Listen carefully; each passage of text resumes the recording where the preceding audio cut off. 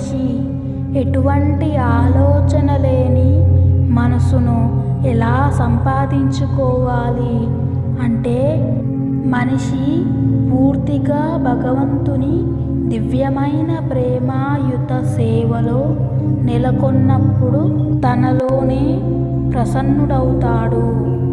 ఆ విధముగా అతడు ఇక ఏమాత్రము ఇంద్రియ భోగములో గాని కామ్యకర్మలు గాని చెయ్యడు.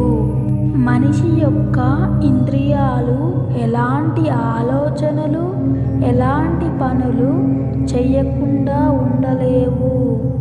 భగవంతుని భక్తి భావన లేనప్పుడు మనిషి తప్పకుండా తన గురించిన లేదా తన వారి గురించిన ఆలోచనలు, కర్మలలోనే ఎల్లప్పుడూ నెలకొంటూ చేస్తూ ఆలోచిస్తూ ఉంటాడు.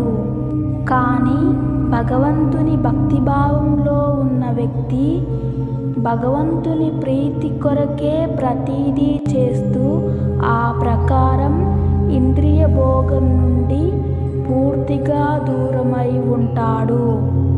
అంటే పూర్తిగా తన ఇంద్రియాలను అదుపులో పెట్టుకొని భగవంతుని స్మరణలో ఉంటాడు.